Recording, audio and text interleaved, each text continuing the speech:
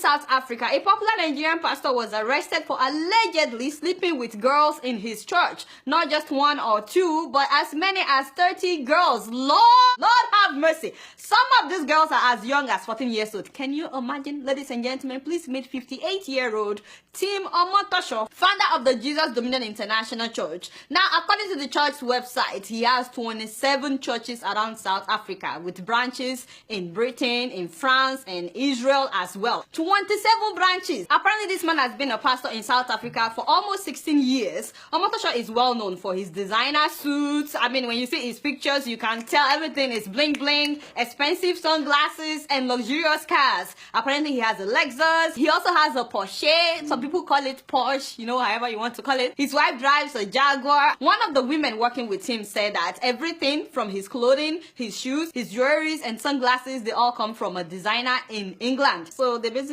import everything that the man wears. He also has a record company and a foundation known as Help the Helpless Foundation. He used to be the music director for Ebenezer Obey, by the way, in the 80s, you know. So music is a huge part of his ministry. So sometimes during church services, he would play instruments, he would sing. You shall enter your Canaan this morning.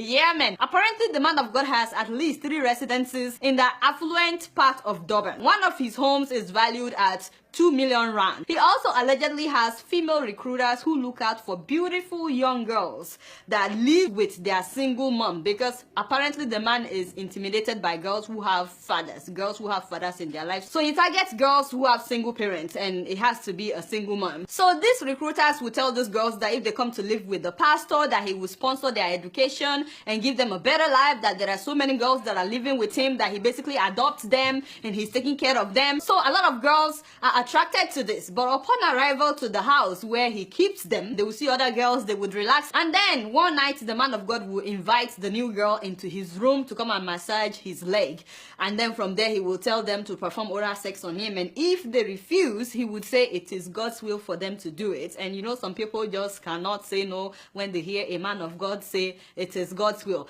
And then if they are reluctant to sleep with him, he tells them that God wants them to sleep with him so that they can be closer to God, because he is very close to God. Can you imagine that?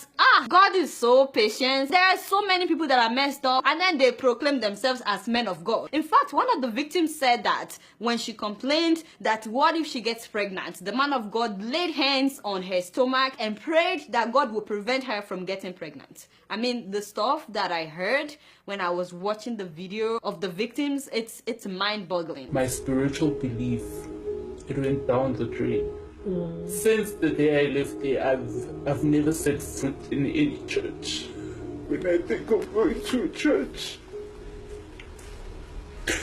it's hard. Now, there are so many wolves that dress as sheep, so many so-called men of God that are just manipulators and mind controllers. And for so many years, many of these girls could not talk to anybody about this. I mean, they all knew among themselves that they are being molested by this man. Apparently, this has been going on since 2002, but many of them believe that because he's a respected man, that no one would believe them. I saw a video where some of the male workers were complaining that how come only the female workers were getting preferential treatment. Apparently, there's a huge boss that would take these girls to church, take them back. He was giving them preferential treatment, and it looks like the guys were just invisible. They've been offered accommodation, they've been taken care of, and that gave me a suspicion. He says that the men in the church always suspected that something was amiss because of the way the young women were given certain privileges that the young men were not. And when one of them complained, one of the male workers, when he complained that how come, Papa, you are only focusing on the female workers, this male church worker said that the man of God literally manhandled him. He started punching me. He manhandled me to a point where if it was my mate, if it was someone I know, I would fight back for myself. Now, some of these girls said that the man of God will convince them to drop out of school. He will say that they are not destined for school, but that God has a plan for them to open a business and become rich like that. So they will drop out of school. It's like he tries to isolate them. Now, when the story broke out, they tried to arrest this man during Easter celebration, but he apparently knew about it, and so he escaped. And I'm like, why would the man of of God be running? Why would he be hiding during Easter if he's innocent, you know? Guess where they finally arrested him? At the Port Elizabeth airport. And you will not believe this, but he was hiding in the female restroom. I was like, now if the man of God is innocent, why was he hiding in women's toilets? Seriously? If really he's innocent, why was he running for days? Because it took them days before they were finally able to arrest him. And of course, they found him in another town. He flew from Durban to Port Elizabeth. That was where they caught him. And you know, they were talking with him on the phone that he needs to come in for interrogation. And you know, on that day, they knew that he was going to Port Elizabeth, and then he called and told them that his flight was delayed so that they won't come to look for him when he's supposed to be there. He wanted them to come maybe some hours later when he would have left, but those ones did not believe him when he said his flight was delayed. So the security officers, they came there at the time that his flight was scheduled to arrive.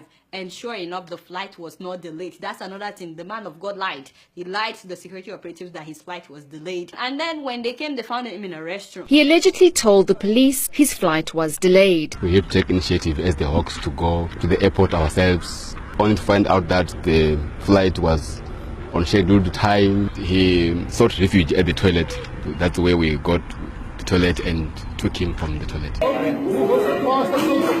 Pastor, are the allegations true? Are the allegations true?